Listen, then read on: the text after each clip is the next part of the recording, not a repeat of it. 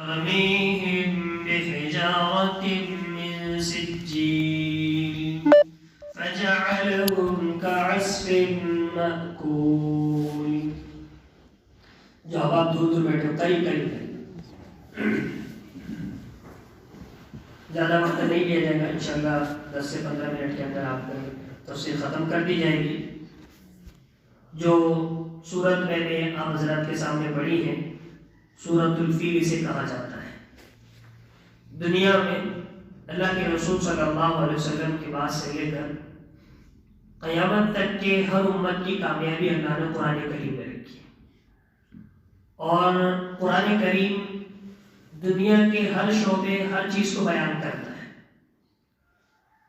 کتنے ایسے افراد ہوں گے کہ دنیا سے چلے جاتے ہیں لیکن قرآن کریم کے معانی اور مطالب کا ایک لفظ بھی نہیں جانتے. اب جس صورت کو میں نے آپ حضرات کے سامنے پڑھا ہے اکثر لوگ وہ ہوں گے جو اپنی نمازوں میں اس کو پڑھتے ہوں گے، لیکن اس میں کیا بیان کیا گیا ہے، کیا اس کے ترجمے ہیں، کیا مقاصد ہے، کیا مطالب ہے، ہم نہیں جانتے. اور اگر ہم کو اس کے مقصد، اس کا مطلب، اس کی تشریحات اگر پتہ چل جائے تو ہماری نمازوں میں اور ایک بڑھوتری ہو جائے گی. اور قرآن کریم کو جب سمجھ کر پڑھو گے نا تو دنیا کے حالات ہمیں کچھ محسوس نہیں ہوگی.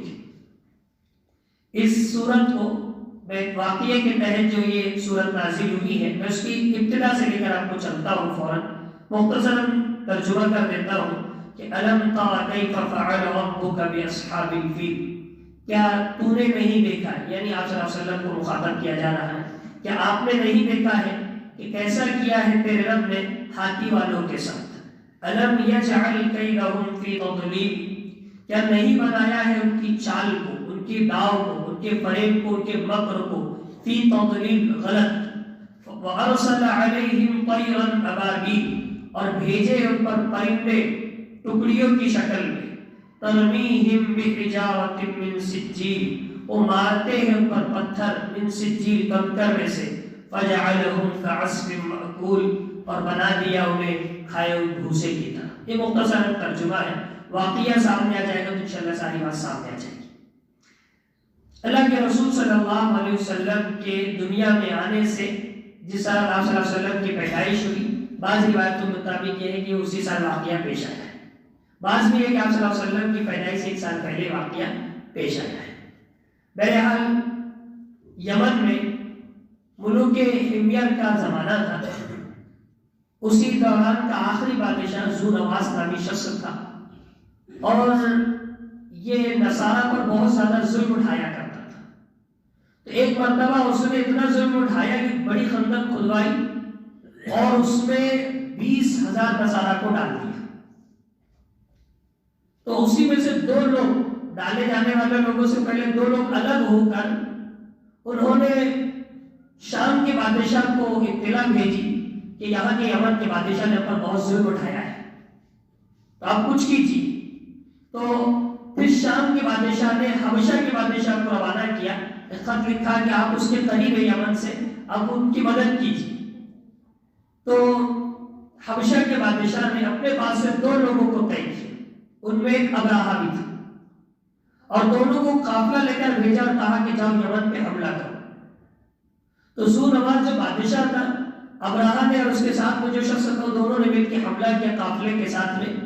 اور یمن کا جو بادشاہ ذو نواس تھا وہ بعد میں بھاگ کر جو ہے نکل گیا، اور نکلنے کے بعد ایک دریا میں وہ غرق ہو گئے، ڈوب گئے. اس کے بعد ایسا ہوا کہ آپس میں دونوں میں جھگڑا شروع ہو گیا. اس میں سے ایک طرف ارباد آتا ہے، دوسرا ابراہا آتا ہے. جنگ تو جیت گیا یمن کی بادشاہ سے، لیکن اب آپس میں لڑنے لگے. ابراہا نے اپنے ساتھی کو قتل کر دیا اور قتل کرنے کے بعد خود یمن پہ قابض ہو گیا.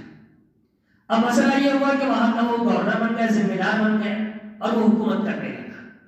اسی دوران ابراہا نے یہ سوچا کہ میں ایسا کوئی یہاں گھر بناؤں گا جس سے بیت اللہ کی طرف جانے سے لوگ رک جائیں. تو اس نے کنیسہ جو نصارہ کا جو گھر ہوتا ہے وہ بنایا. اتنا بڑا بنایا کہ اس کے بارے میں لکھا ہے کہ جب اونچائی نیچے سے کھڑے رہ کر اگر اونچی نگاہ کر کے دیکھے تو نظر نہیں آتا تھا. وہ دور یعنی اللہ کے رسول صلی اللہ علیہ وسلم سے 1 سال پہلے کی بات ہے، تو یعنی 1400 سال اس کے ہو گئے، 1446 47 سال ایسا پکڑ کے چلیے تو اتنے سال پر اتنی بڑی عمارت اس نے بنایا تھا، ابراہا نے کہ اونچی نگاہ کر کے دیکھے تو بھی نظر نہیں آتا تھا، اور اس کی خواہش یہ تھی کہ بیت اللہ کی طرف لوگ حج کے لیے نہ جائیں بلکہ یہی اس کی عبادت کریں۔ یہ مسئلہ یہ ہوا کہ عرب زمانے جاہلیت چل رہا تھا، لوگ شرک میں مبتلا تھے، لیکن مسئلہ یہ تھا کہ بیت اللہ کی عظمت ان کے دل میں ہمیشہ رہی، وہ بیت اللہ کی عظمت کو پامال نہیں ہونے دیتے تھے، اور اللہ کے رسول صلی اللہ علیہ وسلم کے آنے کے بعد بھی بیت اللہ کی وہ حفاظت کے لیے تیار تھے۔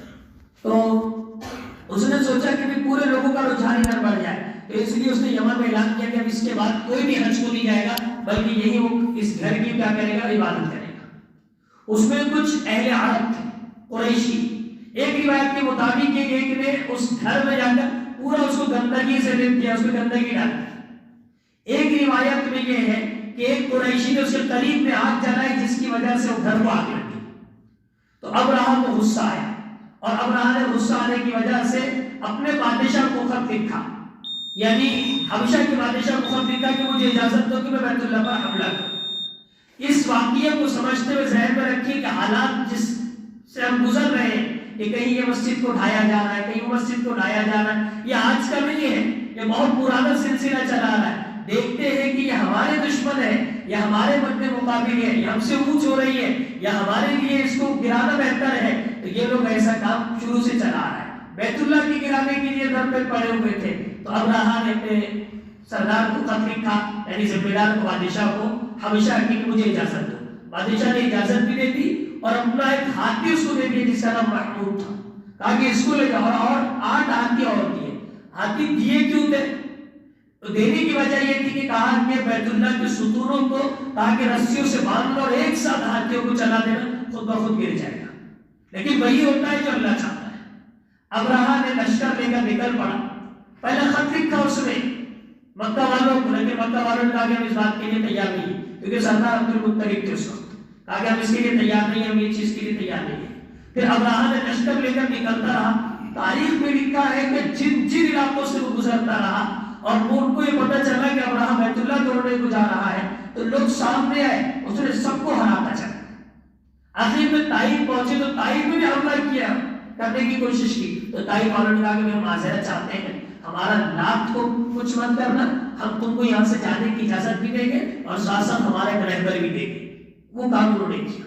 اب وہ لوگ چل پڑے، جب مکے کے قریب آئے تو تھوڑے سے فاصلے پر وہ رک گئے، تو دیکھا کہ وہاں بہت سے اونٹ چل رہے تھے، تو ان اونٹوں میں عبد المطلب کے بھی اونٹ تھے، 200 اونٹ ہاتھ کر لے کر چلے گئے، اور اس نے خط لکھ کر بھیجا عبد المطلب کو کہ کہا کہ ہم تمہارے بیت اللہ پر حملہ کرنے کے لیے آئے ہیں اور تمہارے اونٹ، تو عبد المطلب نے لکھ کر بھیجا کہ نہیں، مجھے میرے اونٹ واپس کر دیجیے، ہم حملے کے لیے تیار نہیں ہیں۔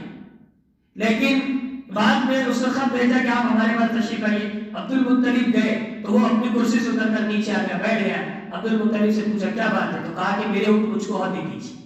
تو اس نے کہا کہ میں تو سمجھا تھا کہ تم کوئی بڑی چیز لے کر آئے ہو، بڑی چیز کا تقاضا کرو گے کہ بھئی تم یہ جنگ سے بات چیت کرو گے۔ عبد المطلب نے کہا کہ میرے اونٹ میرے ہیں، مجھے دے دیجیے، بیت اللہ کا گھر کا ذمہ دار خدا ہے، وہ جانتا ہے۔ ابراہا نے کہا ٹھیک ہے، ہم اس پر حملہ کریں۔ مختصراً یہ کہ ابراہا نے عبد المطلب اپنے اونٹ لے کر واپس چلے آئے، آنے کے بعد اپنی پوری قوم کو جمع کیا، بیت اللہ کے دروازے کو پکڑا اور اللہ کے سامنے دعا کی کہ اللہ ابراہا سے مقابلہ کرنے کی ہماری طاقت نہیں ہے، تو اس کا محافظ ہے، میں اونٹوں کا محافظ تھا، اور وہاں بھی کہہ دیا تھا ابراہا سے کہ اونٹوں کا مالک میں ہے اور اس کا مالک اللہ ہے، میں نے اونٹ کا مالک ہے اس لیے اونٹ کا مطالبہ کیا، اللہ بیت اللہ کا مالک ہے، اللہ اس کی حفاظت ضرور کرے گا۔ پوری قوم کو لے کر آئے، دعا کی، روئے گڑ گڑائے اور پہاڑوں پر چلے گئے، سب الگ الگ جگہ پر چلے گئے۔ ابراہا کا لشکر آگے بڑھا اور بڑھنے کے بعد اللہ تبارک و تعالیٰ نے اس کا جو حشر کیا ہے، ہمیں اس بات کو سمجھنے کے بعد ہمارے اندر یقین پیدا ہونا چاہیے، ہمارے ایمان میں اضافہ ہونا چاہیے کہ دنیا کی حکومتیں پوری ایک طرف ہو جائے اور اگر اللہ تبارک و تعالیٰ نقصان نہ پہنچانا چاہے تو کچھ نہیں ہو سکتا ہے۔ شرط یہ ہے کہ ہمیں اللہ پر بھروسہ ہو۔ عبد المطلب کو پتا تھا کہ اس کی بیت اللہ کی حفاظت کرنے والے اللہ تبارک و تعالیٰ کی ذات ہے۔ نکل گئے، جیسی لشکر آگے بڑھا تو پھر اللہ تبارک و تعالیٰ نے آسمانوں سے پرندوں کو بھیجا۔ اسی کا تذکرہ یہ ہے کہ الم تر کیف فعل ربک باصحاب الفیل، کہ آپ نے نہیں دیکھا کہ کیسا کیا ہے آپ کے رب نے ہاتھی والوں کے ساتھ۔ اب مسئلہ یہ کہ اللہ کے رسول صلی اللہ علیہ وسلم موجود نہیں تھے، لیکن روایتوں میں آتا ہے کہ ان میں سے کچھ لوگ ایسے تھے جو ہاتھیوں کو ہانک رہے تھے، بعد میں اپاہج اور اندھے ہو کر اللہ کے رسول صلی اللہ علیہ وسلم، عائشہ کہتی ہے کہ ہم نے خود دیکھا کہ وہ اپاہج اور اندھے ہو چکے تھے، تو کہا کہ کیا آپ نے نہیں دیکھا کہ ہاتھی والوں کے ساتھ تمہارے رب نے کیا کیا ہے؟ کتنی بھی سپر پاور طاقت ہو، اللہ کے پاس وہ طاقت نہیں ہوتی ہے۔ الم یجعل کیدہم فی تضلیل، کیا نہیں کر دیا ہے ہم نے ان کی چال کو، ان کے مکر کو، ان کے فریب کو؟ پوری دنیا اگر مکاری میں لگ جائے اور اگر مسلمان اپنے کام پر لگے رہے، مسلمان بن کر رہے، اللہ تبارک و تعالیٰ مسلمانوں کی مدد کے لیے غیبی چیزوں کو نازل فرما کے مدد کرے گا۔ ہم کو دنیا کی طاقتوں پر بھروسہ نہیں کرنا چاہیے۔ اللہ نے فرمایا کہ الم یجعل کیدہم فی تضلیل، کیا نہیں بنایا ان کے داؤ کو، فریب کو، تضلیل، گمراہ، غلط، یعنی کسی کام کا نہیں۔ وَأَرْسَلَ عَلَيْهِمْ طَيْرًا أَبَابِيلَ، اور بھیجے ان پر پرندے، طیرن پرندے، ابابیل اصل میں ہم لوگ یہ سمجھتے کہ کوئی دوسرے بہت سے نام دے رہے ہیں، تو مفسرین نے لکھا ہے کہ ابابیل کوئی پرندہ نہیں بلکہ جھنڈ تھے، ایک لشکر کی شکل میں پرندے آئے تھے۔ کون سا پرندہ تھا مستقل اس کا نام نہیں بیان کیا گیا ہے، لیکن کہا وہ کبوتر کے جیسا تھا، تو کہا کہ وہ ارسل علیہم طیرا ابابیل، اور پر پرندے بھیجے ٹکڑیوں کی شکل میں، ترمیہم بحجارۃ من سجیل، کیا کرتے ان پر پتھر مارتے، من سجیل، کنکریوں میں سے، کوئی بڑے بڑے پتھر نہیں تھے، کوئی بڑی بڑی چیزیں ضروری نہیں تھی، اللہ کے لیے ضروری نہیں ہے کہ بڑی بڑی چیزیں نازل کر کے کسی کو ہلاک کرے۔ ترمیہم بحجارۃ من سجیل، ان کو پھینک کر مارتے پتھروں سے، جو کنکروں میں سے باریک باریک۔ وہ اللہ تبارک و تعالیٰ کو فیکون کے مالک ہے، جو چاہتا ہے، جیسا چاہتا ہے، جب چاہتا ہے کرتا ہے۔ بس ہماری ذمہ داری ہے کہ وہ اللہ کی بندگی کرتے رہے۔ اللہ تبارک و تعالیٰ پھر دوبارہ، قرآن وہی ہے، حدیث وہی ہے اور ساری چیزیں وہی ہے، لیکن آج یہ ہے کہ ہمارا دل بدلا ہے، ہماری سوچ بدلی ہے، ہم قرآن سے بے اختیار کی ہے، اس لیے ہم کو قرآن کے معانی اور مطالب سمجھ میں نہیں آئے، اس لیے ہم حالات سے ڈرتے ہیں۔ ان آیتوں کو سمجھتے ہوئے اور پڑھتے ہمارے دلوں میں اللہ تبارک و تعالیٰ سے یہ امید جاگنی چاہیے کہ حالات کتنے بد سے بدتر ہو جائے، اگر مسلمانی پر قائم رہے گا، اللہ آسمان سے پھر ایسے ابابیل کو بھیجے گا اور پھر انہیں نیست نابود کرے گا۔ فَجَعَلَهُمْ كَعَصْفٍ مَأْكُولٍ، کہا کہ فَجَعَلَهُمْ انہیں بنا دیا كَعَصْفٍ مَأْكُولٍ، کھائے ہوئے بھوسے کی طرح۔ اب وہ کنکری آئی، جیسے جس کنکری جس پر گرتی وہ کھائے ہوئے بھوسے کی طرح گر جاتا، لیکن ابراہ نہیں مرا۔ ابراہ ملک یمن جا کر مرا، مقام صنعاء میں پہنچا، چیختا چلاتا ہوا، ایک ایک عضو، ایک ایک ٹکڑا گرتا رہا، اور پھر مقام صنعاء یمن میں جا کر پھر اس کا انتقال ہوا، مرا، وہاں جا کر یہ حشر ہوا۔ تو اللہ تبارک و تعالیٰ کی ذات پر ہم یقین رکھیں کہ اللہ تبارک و تعالیٰ ہر حالات کو درست کرنے والا ہے۔ اور ساتھ ساتھ یہ جو ہفتے والی تفسیر ہوتی ہے، میں سبھی آپ سے درخواست کروں گا کہ ہر جمعہ کے دن فجر بعد اپنے 15 منٹ کو نکالیے۔ انشاءاللہ اگر ہمارا قرآن سے ربط رہے گا، قرآن کے معنی اور مطالب کو سمجھیں گے، تو شاید ہمیں قرآن کا شوق اور ذوق ہوگا۔ اس لیے اللہ تعالیٰ سے دعا ہے کہ اللہ تبارک و تعالیٰ ہمیں یکسوئی کے ساتھ اس سلسلے کو جاری رکھنے کی توفیق نصیب فرمائے، اور سبھی آپ سے بیٹھنے کی توفیق نصیب فرمائے۔ سبحان اللہ۔